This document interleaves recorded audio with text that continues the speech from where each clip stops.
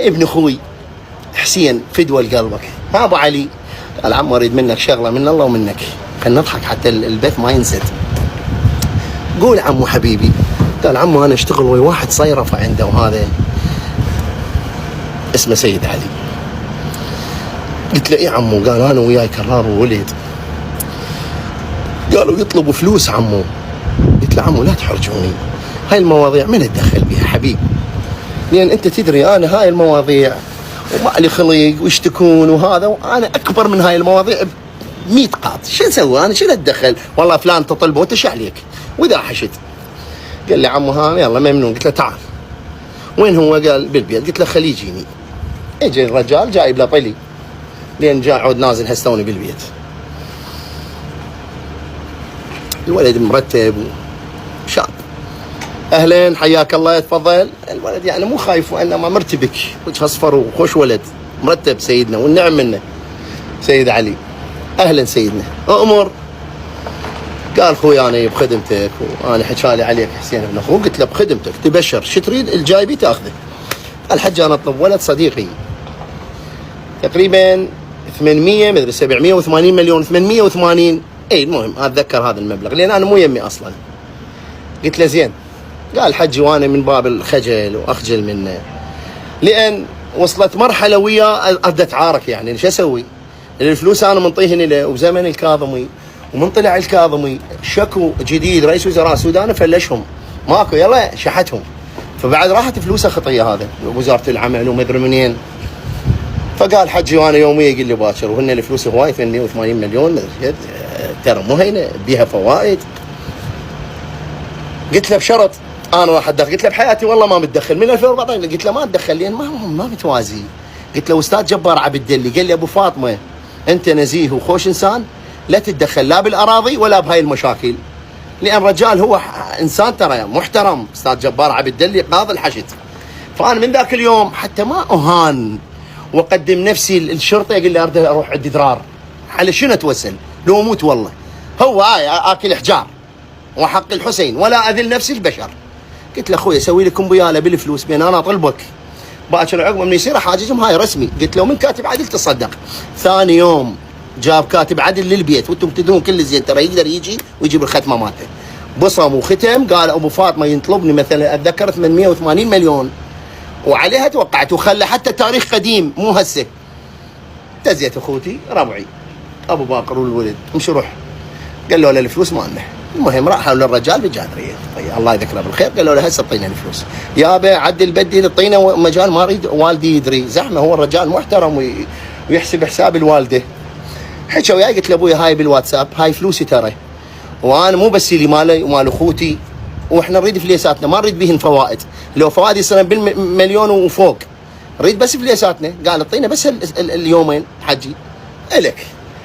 ورا يومين خابر احمد الاسدي ابو جعفر هذا اللي هسه مدان على كل من وزير العمل. السلام عليكم شلونك ابو فاطمه؟ عليكم السلام. هلا اخوي. قال انا اخوك ابو جعفر وزير العمل. قلت له حياك الله اهلا وسهلا. قال ابو فاطمه شنو شغلتك ويا فلان؟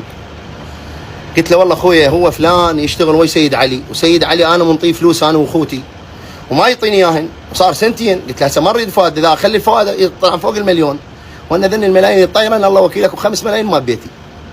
المهم قال لي الخاطري اريد منك اسبوع وخذ الفلوس مني. قلت له الك ايش اسوي؟ مشلب بقشايه خل بس يجيبونهن. والله وبالله وتالله وشرف محمد صار تفاصيل وهوسه وتزمني العماره شيوخ. الفلوس اجن. سيد علي اندعم بالمطار واستشهد توفى بسرعه برانج 2025. المرض خطيه رحمه الله على روحه. مودي والده ما ادري شنو للمطار وراجع خطيه وبالتليفون. ليش نقول لكم التليفون انتبهوا؟ وطاب بسياره ما بيها اشاره وشايله جير وطبيها انجعص. الفلوس اللي صارن باسمي تخلين بالمصرف. ها شلوني؟ بالفاتحه. اهلا حياك الله اخوي شلونك؟ الله يبارك فيك. شلونك زين؟ فدوى لعينك. شلونك؟ ها؟ ما عندهم شيء ان شاء الله حبيبي. وانا اريد استرسل. ايش سوى؟ الشيطان اجاني لابس كوستم. تعال خذ صوره حتى شغل اللي انا بخدمته. هاي السيدة هذا بيها يا بطل خدمتك سيدي ايهاب. انت وسيدي ايهاب على راسي حبيبي. طال عمرك. كملتوا الختمه مال الباج البصمه؟ رحم الله. خدمتك حياك الله. سلمنا على الشباب. هلا بيك.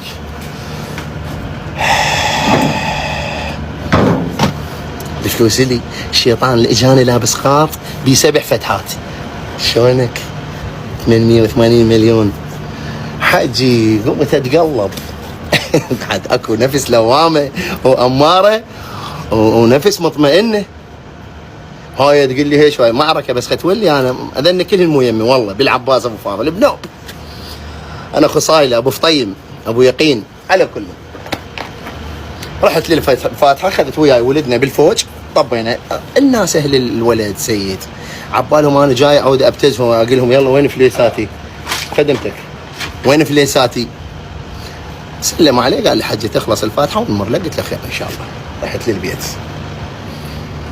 رحت للبيت اجوني ورا السابع السلام عليكم السلام. قال احنا امنا قبين خطيه عمت عين عليها سيد علي خوزل الله وياك عيني مع السلامه في داعه الله. عمت عين عليك سيده وروح الطيبه. قال لي اخوي احنا بخدمتك. هو وابن عمهم عم ولد بالحشد. قلت له اخوي جايبين تاخذه وبخدمتك. قالوا حجي احنا جايينك على الفليسات. قلت له مو بس الفلوس هو وعدني بسياره يعني هو بوقتها واعدني نطلع الفلوس. قلت له انا لا حصلت السياره ولا فليساتي. قلت له بس الفليسات هني. قال احنا نريد نقلل من المبلغ انه بالسياره حجي. المهم هذا ايتام قاموا يحكوها الله مفضل عليهم. قلت له تشرب شاي خلنا طب وجي شغله وجي. رحيت لقيت اخوي في دول عينه قال مالك شغله بيهم هذا. المهم والشيطان يفتر علي دير بالك. رحت جبت قران قلت لهم عمي هاي الكمبياله مالتكم وانا لا اطلبكم ولا اطلب ابنكم والفليسات مالتكم الله وكتبه ورسله ولعنه الله علي دنيا واخره اذا اطلب ويا ابنكم فلس. فليساتكم مثل ما الله شقوها بعد الكمبياله الاصليه هاي. قال صدق حجي والله قام يبكي اخوه عمت عيني عيونه شبده ما الدم.